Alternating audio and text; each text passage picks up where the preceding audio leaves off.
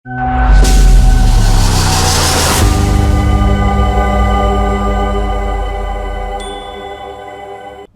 आप देख रहे हैं लोकमत राजस्थान। मैं हूं निशु शर्मा आपके साथ। सोनम रघुवंशी ने अपने पति राजा रघुवंशी का बेहद ही क्रूरता से मर्डर कर दिया। इस खबर ने पूरे देश को हिलाकर रख दिया था। मगर इससे भी क्रूर घटना हुई है 2008 में, वो भी एक एक्ट्रेस द्वारा।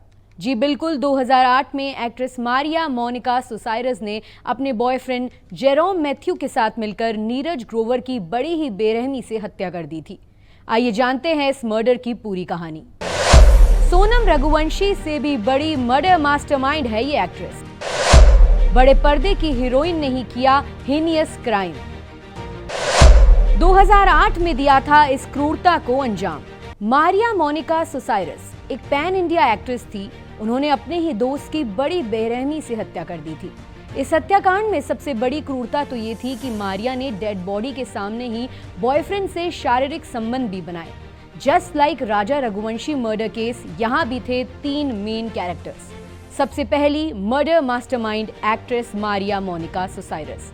दूसरे हैं नीरज ग्रोवर, जो बालाजी प्रोडक्शन हाउस में कास्टिंग का काम किया करते थे और जिसका बड़ी बेरहमी से मर्डर हुआ। और तीसरे कैरेक्टर थे एक्ट्रेस मारिया के बॉयफ्रेंड लेफ्टिनेंट जेरोम मैथ्यू। आपको थोड़ा मारिया का बैकग्राउंड बता दें। मारिया मैसूर की क्रिश्चियन फैमिली से आती हैं। हमेशा से ही ये एक्ट्रेस बनने का सपना देखती थी और उनका ये सपना ही वजह बना किसी की मौत का कारण। किसी भी नॉर्मल परिवार की तरह मारिया का परिवार भी उनकी पढ़ाई कंप्लीट होने के बाद उनकी शादी करवाना चाहता था। मगर मारिया को अपने हीरोइन बनने का सपना पूरा करना था और इसीलिए वो घर से भाग गई और बैंगलोर में जाके शिफ्ट हो गई।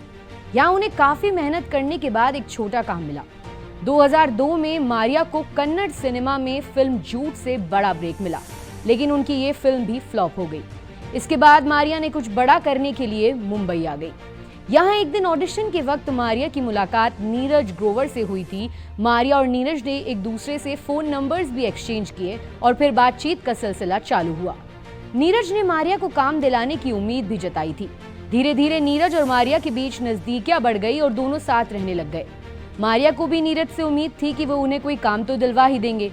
और फिर इस स्टोरी में एंट्री हुई पुणे में पोस्टेड इंडियन आर्मी के जेरोम की। मारिया की उनके साथ सगाई भी होनी थी। ये सब बातें मारिया ने नीरज से छुपाई।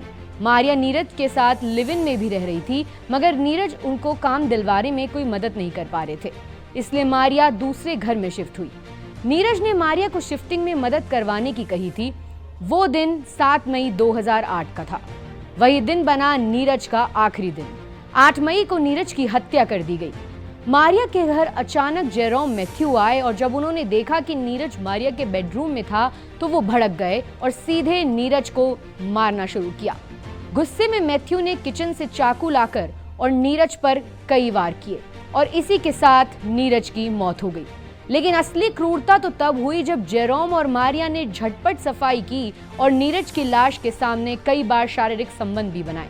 सिर्फ यही नहीं, जेरोम मारिया ने हत्या के बाद शॉपिंग की और बैग और धारदार चाकू लाकर नीरज की लाश के 300 टुकड़े किए और फिर लाश को ठिकाने लगाने का इंतजाम किया। इस कांड का खुलासा करने में खुद मारिया की गलती ही रही, क्योंकि नीरज का फोन मारिया के जीन्स में रह गया था, जिसकी वजह से पुलिस खुद ही मारिया तक पहुंची। इस हत्याकांड में जेरोम को 10 साल की सजा मिली और मारिया को हत्या में भागीदारी के चलते 3 साल की सजा मिली। मारिया की कम सजा की वजह से लोग बहुत विरोध में भी थे। मारिया पर राम गोपाल वर्मा ने साल 2011 में एक crime thriller film note a love story भी बनाई थी। ऐसी और ताजा खबरों के लिए आप देखते रहें लोकमत राजस्थान।